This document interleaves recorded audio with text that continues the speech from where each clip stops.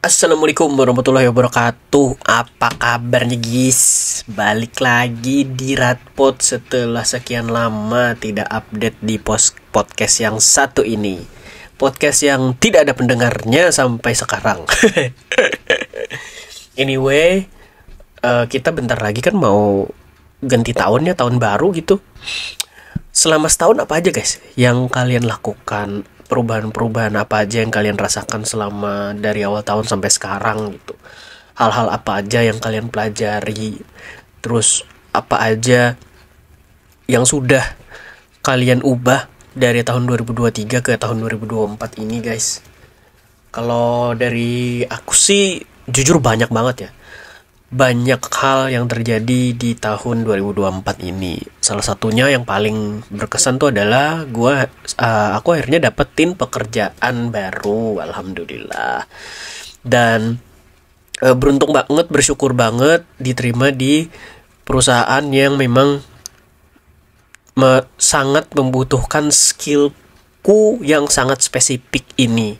Karena biasanya orang-orang di luar sana atau kebanyakan perusahaan di luar sana tuh bukan nggak mau ya, mungkin lebih karena efisiensi juga kali, untuk meng-hire secara profesional orang yang bikin dokumen lingkungan. Mereka lebih suka untuk nge-freelance ke orang lain gitu. Jadi bukan mereka nggak taat aturan lingkungan hidup, bukan ya, tapi karena memang kebutuhan untuk dokumen lingkungan hidup itu sebenarnya kan tidak terlalu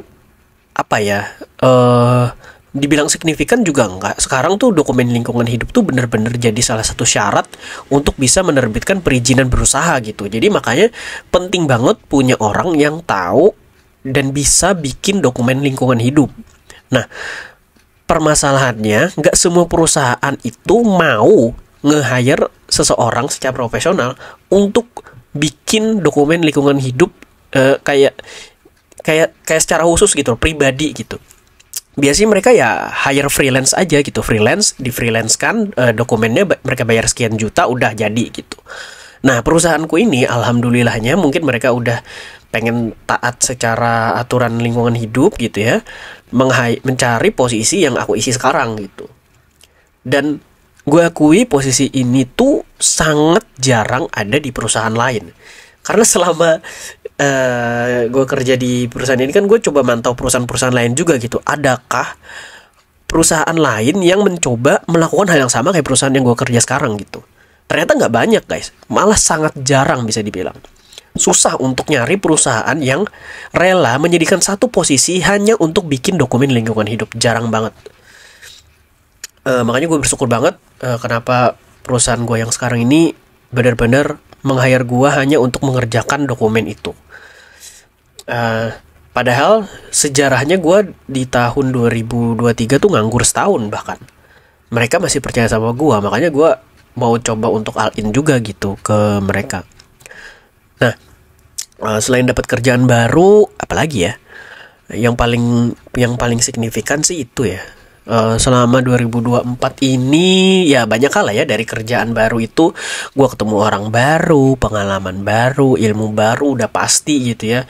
Belajar banyak banget tentang ilmu legalitas itu kayak gimana gitu. Sebelumnya gue emang ngerjain dokumen lingkungan hidup kan, tapi ngerjainnya kayak buta aja gitu loh, tutup mata gitu, nggak peduli tentang peraturan-peraturan yang berlaku gitu, dikit aja, sekilasan doang gitu. Tapi ketika gue kerja di perusahaan yang sekarang nih, karena divisinya memang fokusnya adalah membahas tentang legalitas gitu ya, kerjaannya tentang legalitas, mau nggak mau gue juga ikut terupdate gitu tentang hal-hal yang berhubungan dengan legalitas gitu. Entah itu peraturan yang berhubungan dengan lingkungan hidup, cara bikin dokumen perizinan itu kayak gimana, prosesnya kayak gimana gitu ya. Banyak hal lah. Terus juga birokrasinya kayak gimana, alhamdulillah udah ngerasain semua gitu. Terus apalagi ya, ketemu orang baru, yang berkurang sih jalan-jalan ya udah pasti ya, karena kita kan kerja gitu. Ya kerja ya harus profesional dan juga serius lah gitu, jangan kebanyakan libur, jangan kebanyakan absen. Nyari kerja sekarang susah guys. Buktinya gue setahun nganggur baru dapat kerja. Gila nggak? Zaman sekarang makin susah guys. Jadi kalau misalnya kamu dapat kerja apapun kerjaannya gitu, mau itu sesuai sama skill lu, mau itu nggak sesuai, nggak masalah guys. Yang penting dapat dulu aja. Ntar lama-lama itu berproses gitu, lu nanti belajar ilmu baru kalau misalnya beda ya antara skill yang lu punya dengan kerjaan yang lu dapatkan gitu misalnya. Nah itu kan berarti ilmu baru, pengalaman baru buat lu juga gitu. Nanti kan ke depannya pasti lu kan berkembang juga gitu. Bukan berarti ketika lu kerja di tempat yang nggak lu harapkan karena memang beda ilmunya dengan skill yang lu miliki gitu, terus lu jadi uring-uringan gitu, males-malesan kerja. Jangan guys. Zaman sekarang tuh udah susah nyari kerja. Kalau lu malas-malesan, itu namanya kayak kufur nikmat gitu loh. Sayang aja gitu. Gak semua orang bisa dapetin posisi seperti yang lu dapetin sekarang gitu. Manfaatin bener-bener untuk belajar, cari pengalaman, cari ilmu, cari networking, apapun lah. Meskipun cuman kayak misalnya jaga toko misalnya gitu, atau mungkin jaga warung, atau mungkin jaga jual es teh misalnya gitu. Nggak masalah guys. Yang penting ada dulu, udah. Yang penting halal, berkah, dan gak ngerugiin siapa-siapa, udah jalanin aja dulu. Nanti berproses lama-lama gitu ya. Apalagi ya? Zaman udah susah nih, kayak sekarang nih, pajak udah mau naik ya kan? Aduh. Terus gimana guys?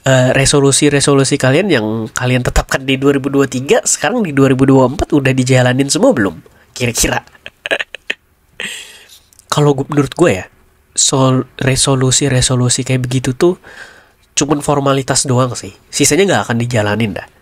Lebih mending kita tuh bikin kayak semacam program mingguan gitu atau harian gitu. Itu akan lebih berasa dampaknya gitu. Karena kita mulai dari yang kecil dulu gitu. Kalau resolusi itu kan jangka panjang lah ibaratnya gitu. Coba bikin yang jangka pendek aja dulu. Misalnya dalam 1 bulan ini gue pengen jogging misalnya, 2 kali seminggu misalnya, udah kayak gitu-gitu aja guys.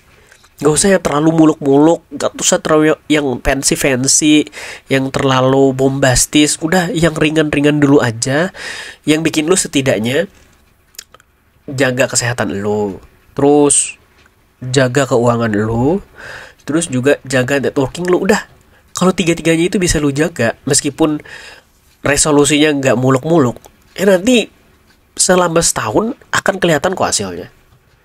Asal konsisten ya, bukan bolong-bolong gitu.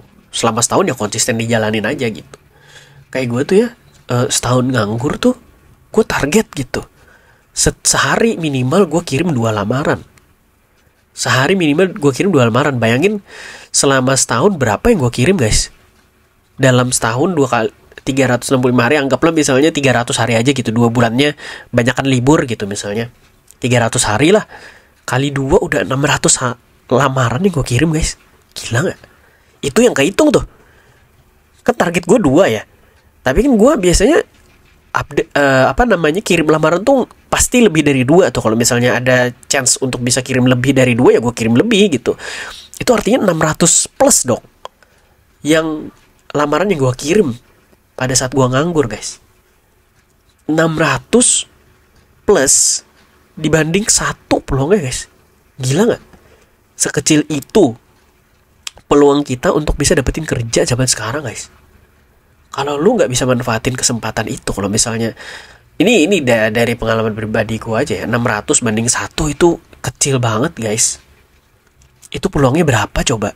0,00 kayaknya dah.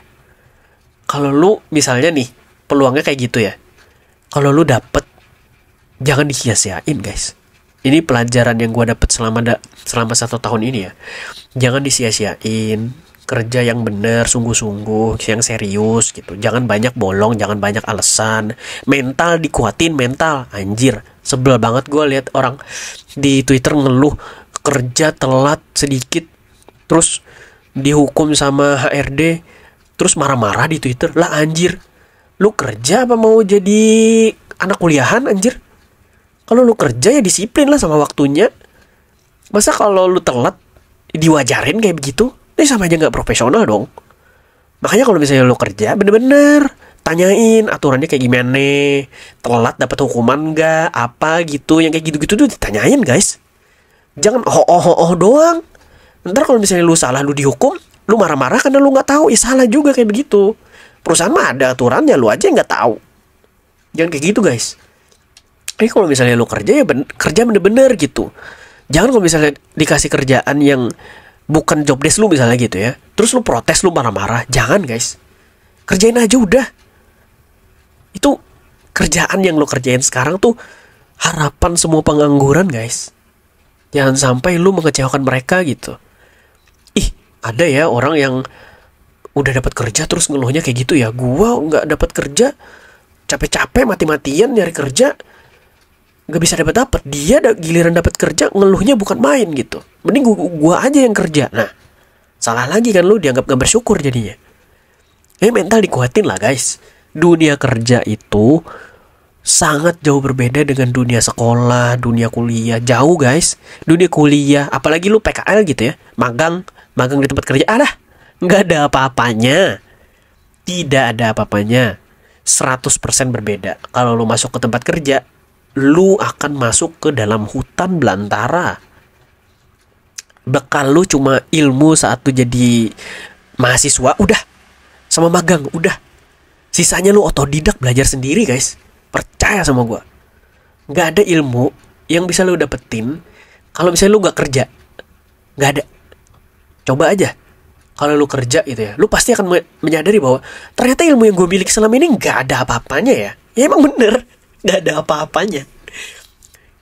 Meskipun lu bukan fresh graduate ya, anggaplah misalnya kayak gue gitu, pengalaman akumulatifnya 3 tahun gitu ya. Pengalaman gue 3 tahun, selama 3 tahun kerja, masuk ke tempat kerja yang baru, nggak ada tai-tainya lah bisa dibilang. Nggak ada guys, beda banget. Beda tempat kerja, beda juga budayanya, beda juga beban kerjanya, beda juga orang-orangnya. Dan itu lu harus siapkan dari awal sebelum lu masuk kerja guys. Bukan orang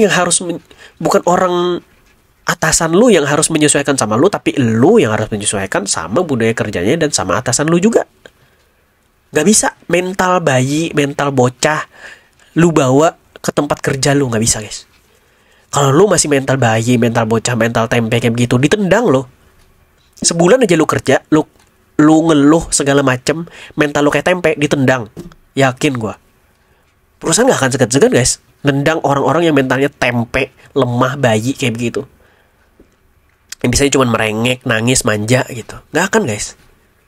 Lu lihat sendiri kan, ada dokter yang koas, dikasih jadwal jaga sama seniornya, protes, ngadu sama maminya. Sekarang jadi apa? Udah gila kali lo. Baru koas doang, mentalnya kayak begitu. Buset.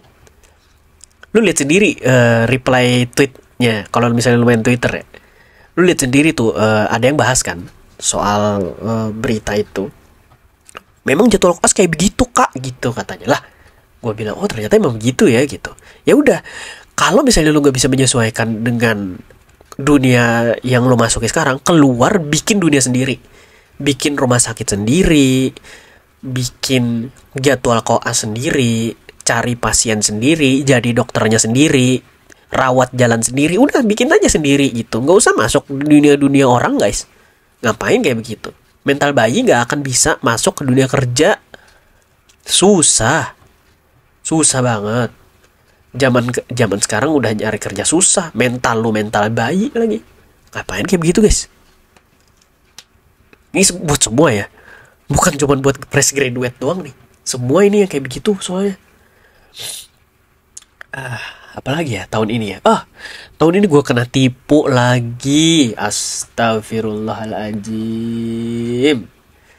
Dari 2023 ke 2024 gue udah 2 kali kena tipu. Itu jumlah yang terlalu banyak buat gue ya. Mungkin belum banyak yang tahu kalau misalnya gue di 2023 itu kena tipu puluhan juta. Gara-gara gue sendiri sih tolol emang.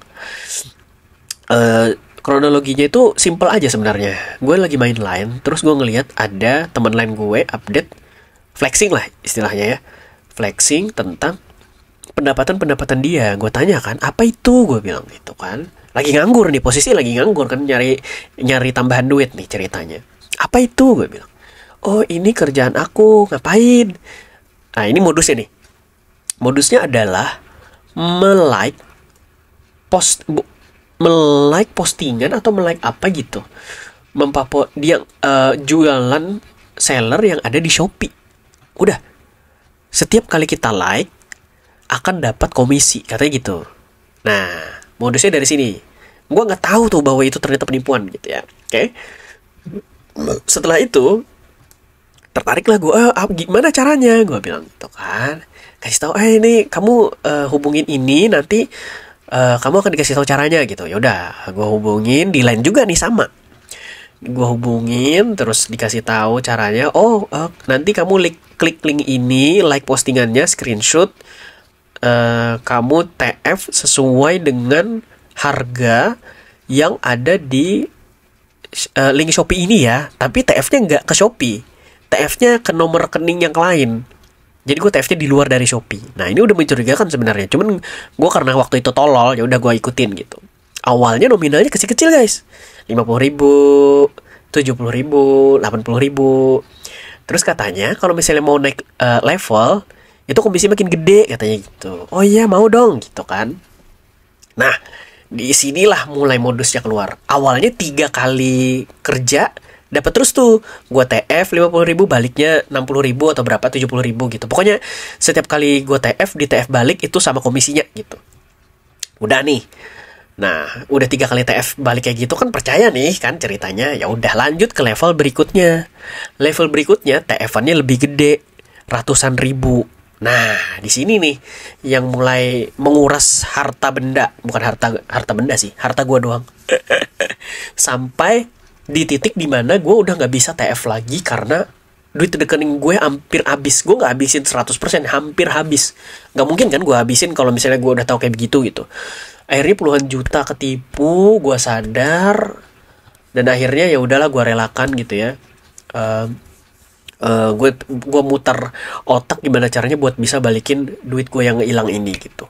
Gue pasrahin aja, gue berdoa aja sih waktu itu.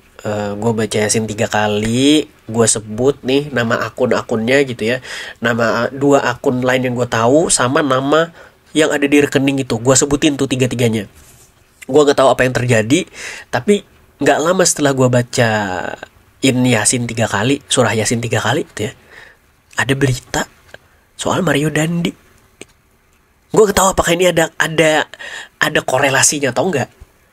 Tapi begitu berita Mario Dandi meledak gitu ya, dan bapaknya ketahuan bahwa bapaknya korupsi, gue yakin banget salah satu cara bapaknya korupsi dan dapetin duit adalah dengan cara modus yang kayak gitu guys. Aduh, pusing banget gue. Gue gak tahu itu beneran apa. Kok ada korelasinya atau enggak ya, tapi feeling gue merasakan bahwa kayaknya bener deh gitu. Oke, itu yang 2023 ya. Udah nih, gue belajar nih kan. Selama 2023 gue cari cara putar otak gimana caranya bisa balikin uang gue itu. Alhamdulillah di 2024 udah balik semuanya, dan bahkan jauh melebihi dari yang gue bayangkan gitu. Di 2024 si tolol ini berulah kembali. Kali ini modusnya kenalan di tele. Di tele itu ada bot untuk kenalan guys. Buat kalian yang nggak tahu ya, di tele itu ada bot untuk kenalan. Ya gue iseng aja gitu, main gitu, cari-cari teman baru ya kan. Cari-cari teman baru, ketemulah 1 orang. Profilnya cewek. Terus ini banget, agresif banget gitu. Inisiatifnya tinggi gitu, nanyain IG duluan. Gue kasih lah IG gue kan, di follow nih sama dia. Agak meyakinkan karena dia nge-follow gitu, pakai foto profil cewek juga kan, foto di feeds-nya juga ada gitu. Oke lah, gue bilang kan. Nah, dari sini modusnya mulai tercium nih, karena gue udah membentengi diri bahwa gue nggak akan aneh-aneh ini di medsos, karena banyak banget kan modus-modus kayak begitu. Nah, si akun yang kayaknya cewek ini mulai agresif tuh. Aku minta pap dong. Kalian pasti tahu lah ya pap itu apa, post a picture gitu. Awalnya minta pap, gue nggak kasih pap gitu. Gue justru minta dia duluan gitu. Kamu duluan deh yang pap gitu kan, dikasih cereng. Pakai fitur apa sih yang sekali lihat gitu kalau di WA gitu. Di tele juga ada, tapi pakai pakai durasi gitu. Ada yang setahun, berapa sih? Bukan setahun guys, astagfirullah. 5 detik, 10 detik kayak gitu-gitulah. Ada tuh kayak begitu di tele. Nah, dia pakai fitur itu. Oke, gue bilang, gue percaya nih gitu kan. Eh tapi gue masih nggak akan ngasih gitu. Gue nggak mau ngasih. Dimaksa banget gitu sampai eh pada akhirnya dia tuh kayak minta pap titit anjing. Cewek mana yang mau di pap titit duluan? Gak ada guys. Bener gak? Secara logika aja udah gak make sense nih. Aku minta pap titit kamu dong sayang. Gitu beneran. Kayak gitu.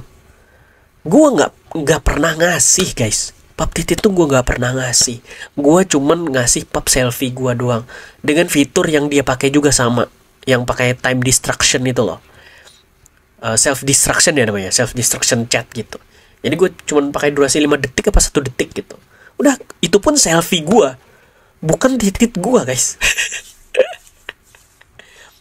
Setelah gue kirim pap selfie gue ya kan, tetap maksa terus minta pap titit gitu kan. Akhirnya karena gue tahu ini udah nggak bener nih, gue bilang kan, gue cut off. Tapi gue bilang waktu itu, lain kali kalau mau nipu pakai cara yang lain ya, gue bilang kayak gitu kan. Gue blok. Terus ternyata orang ini pakai akun yang lain langsung ngancem gue. Modusnya adalah dia mau menyebarkan fitnah ke gue bahwa gue pernah pap titit ke orang-orang di followers IG gue. Jadi dia ngasih screen capture gitu kan. Lu mau DM ini gue sebarin ke semua followers lu, dia bilang kayak begitu. Gue bingung kan, dia dari mana tahu ya followers gue. Gue baru sadar bahwa iya ya, kemarin kan dia minta IG gue pertama kali. Mungkin dari situ dia istilahnya apa ya, ekstrak followers gue mungkin gitu ya. Terus dari situ dikirimin tuh satu-satu DM-nya, diliatin pap selfie gue sama di bawahnya foto titit orang lain yang jembutnya lebat banget si anjing. Emang tai itu. BTW jemput gue gak selebat itu ya. Gue gak akan ngasih lihat juga sih, ngapain goblok. Intinya sih itu pap titit bukan punya gue lah. Tapi dia mau ngefitnah, mencemarkan nama baik, intinya kayak begitu. Lu kalau misalnya gak mau gue sebarin DM yang begini, lu transfer gue 500 ribu. Dia bilang kayak gitu. Wah, gue bilang ini pemerasan. Gue udah gugup kan. Gugup. Gue hubungin semua teman-teman yang gue kenal gitu. Gimana nih caranya gini gitu kan. Gimana nih gue diperas nih gini. Blok ini aja, private akun segala macam kayak gitu. Udah gue lakuin tuh semua ya kan. Dia tetap maksa. Lu mau gue kirim lagi gitu. Dia kasih lagi screenshot. Dia ngirim DM ke akun followers gue yang lain gitu. Lu mau gue kirim sampai 2000 nih, dia bilang kayak gitu kan. Gue pakai alasan kayak gini. Sorry bro, gue lagi nggak ada duit nih. Gue harus nulis dulu baru bisa dapat duit. Gue bilang kayak gitu kan. Adanya cuman 150 nih kalau lo mau gitu. Nggak bisa artinya. 500 ribu. Kalau lu nggak transfer 500 ribu sekarang juga, gue akan sebarin DM fitnah ini ke semua orang. Nah ini modusnya namanya sextortion ya. Jadi pemerasan berkedok seks gitu. Jadi korbannya gak cuma cowok guys, cewek juga ada. Gue pernah lihat kasusnya ada kayak gitu juga. Tapi beda caranya lah, menjaring mangsanya gitu. Nah ini gue ceritain yang dari versi gue aja. Sorry banget bro, gue bilang. Gue udah gak ada duit lagi. 150 ribu itu gue sisain buat gue makan bro. Gue bilang kayak begitu kan. Ceritanya minta kasihanin nih gitu. Gak bisa, lu harus transfer 500 ribu, dia bilang. Sorry banget bro, gak bisa. Gue udah gak bisa makan lagi kalau misalnya gue transfer 500, gue transfer lebih dari itu, gue bilang. Oke, 200 ribu aja kalau begitu. Oh oke, bisa bro, gue bilang kan. Oke, gue 200 ribu bisa bro, tapi itu udah habis duit gue ya bro, gak ada lagi, gue bilang. Kalau gue transfer 200 ribu ke lu, artinya hari ini gue gak bisa makan, gue bilang kayak begitu. Ya udah, ini nomor dananya, dikasih tuh nomor dananya ya kan. Dikasih nomor dananya, gue TF lah 200 ribu ke sana. Udah nih, gue kira kan udah nih ceritanya kan. Ternyata masih lanjut si anjing. Dia bilang kayak begini, oke, lu udah transfer 200 ribu, transfer gue 300 ribu lagi buat gue hapus-hapusin DM yang udah gue kirim, katanya gitu. Si anjing emang tetap minta 500 ribu si anjing. Sorry bro, gue bilang gue udah nggak ada duit lagi, gue cuma ada segitu. Nggak bisa bro, katanya. Nggak bisa katanya. Kalau lu nggak TF 300 ribu lagi, DM ini akan gue kirimin ke semua followers lo, katanya kayak begitu. Gue udah nyerah nih kan. Kayaknya gue bilang nih gue stop aja deh gitu. Ya udah gue nggak respon lagi chatnya. Dia masih ngechat terus, tapi chatnya nggak gue baca lagi di Telegram. Chatnya masih di chat terus gitu, ngancem terus, tapi gue udah nggak balas lagi. Gue bilang waktu itu, bentar ya bro, gue bantuin orang tua gue dulu. Alasan gue kayak gitu. Jadi ibaratnya gue lagi AFK nih, nggak megang handphone gitu. Gue nggak tahu dia ngechat apaan gitu, kira-kira kayak begitulah. Padahal gue di depan laptop waktu itu. Dan akhirnya ya udah, sampai hari ini chatnya masih ada, tapi akunnya udah gue blokir. Jadi dia nggak bisa ngechat gue lagi. Akun gue udah gue ganti username-nya segala macem, dan semoga sih dia nggak nemuin akun gue lagi ya. Terus bot chat kenalannya udah gue hapus juga. Gue nggak main Telegram untuk chat kenalan lagi. Untuk keperluan lain aja, paling sesekali doang buka Telegram gitu. Untungnya cuma 200 ribu guys. Dia mintanya 500 ya anjing. Emang 2 kali gue kena tipu guys tahun ini, 2023 sampai 2024. Itu terlalu banyak gak sih guys? Hati-hati ya guys, jangan sampai korbannya nambah lagi. Cukup gue aja yang terakhir. Kalau lu ada cerita apa sih guys, coba tulis di kolom komen. Kira-kira cerita lu ini gak lebih menarik, anjay lebih menarik atau lu punya pengalaman seru apa selama 2023 sampai 2024 ini gitu. Tulis di kolom komen, kita cerita bareng-bareng ya. Thank you yang udah dengerin. Sampai ketemu di podcast Ratput berikutnya. Assalamualaikum warahmatullahi wabarakatuh.